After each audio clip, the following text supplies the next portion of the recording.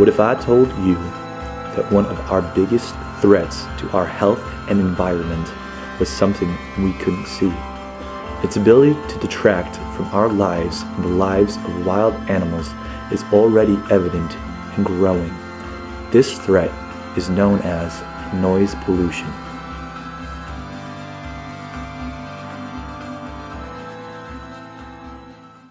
Noise pollution, defined by the International Encyclopedia of the Social Sciences, is undesired sound that is disruptive or dangerous and can cause harm to life, nature, and property. This sound is generated by our urban areas, cars, planes, trains, and even our construction.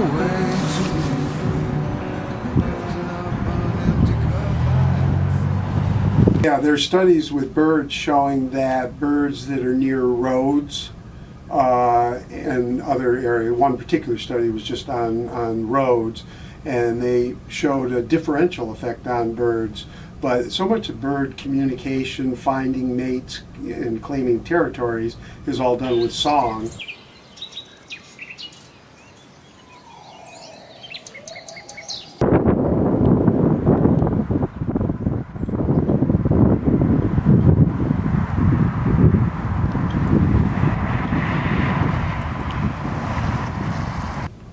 Natural sounds without any human sounds, and all the people that do that are just saying how hard it is to do that, because planes going overhead, tires of cars on roads, and that's what I have to battle with, as well as planes in my backyard when I try to do things with my camera and video.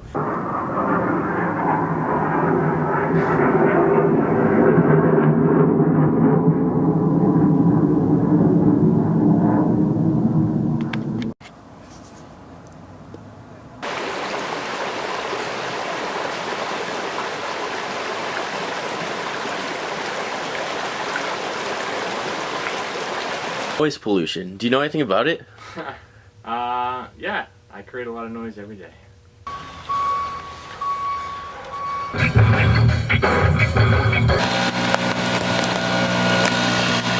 I own my own landscape design company.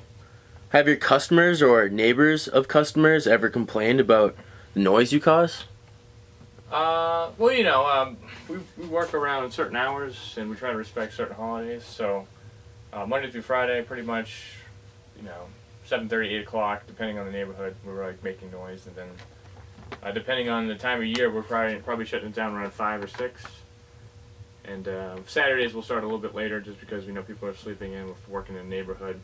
And we try not to do anything on Sundays, just because that's a day where you're really going to get a lot of pissed off people. In your line of work, I understand that Brookline, Massachusetts has a ban on backpack leaf blowers. Right. Can you talk a little bit about that? Yeah, I mean, one of the noisiest pieces of equipment we use is a backpack blower, probably 105 decibels, sometimes even louder than that, up to 120. And if you had that thing on your back without ear protection, at the end of the day, you probably would be able to hear a thing. Do you ever buy equipment based on noise factors? Yeah, I actually bought a new blower this year. As we're growing, we'll get new equipment, and I ask more questions now about noise. What's the best performance you have with the lowest decibel sound? And I actually sacrificed a little bit on power this time, just because the machine was a lot quieter. And it gets the job done. It's not quite where I want it to be, but at the same time, I can use this one at probably different hours and not really get much of a reaction from it. It's a lot quieter. Some of the technology is advancing. Battery packs are becoming popular, and as they do and they get better, we want to start using that. Also, it's great for emissions, but at the same time, it's electric. The only thing you're hearing is the humming of the engine. It's very quiet.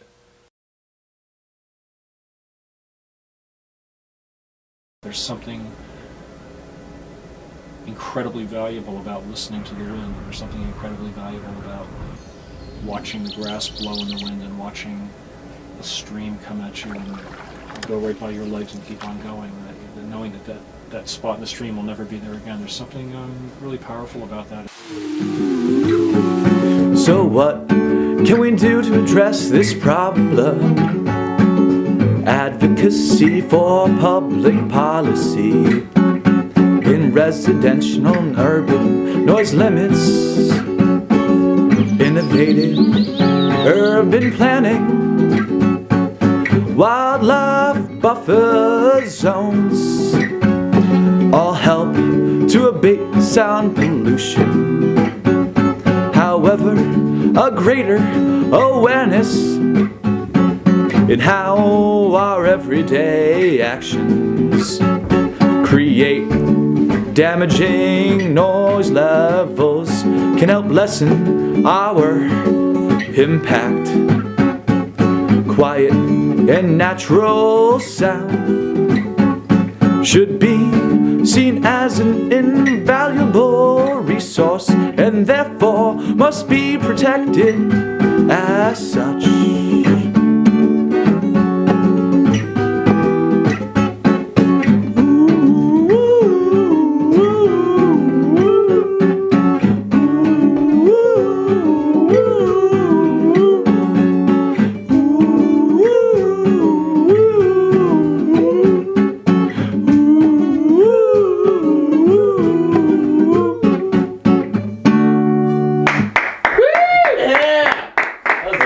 Let's just hear that one because it might sound a great.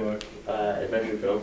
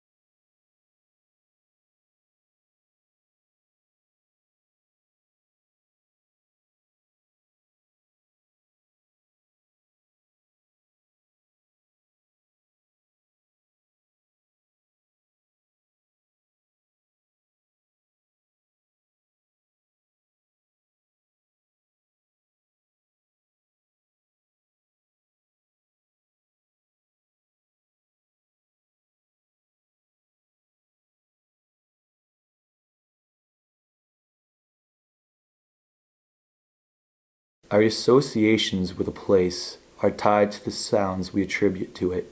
To lose that part of the experience is to lose part of that place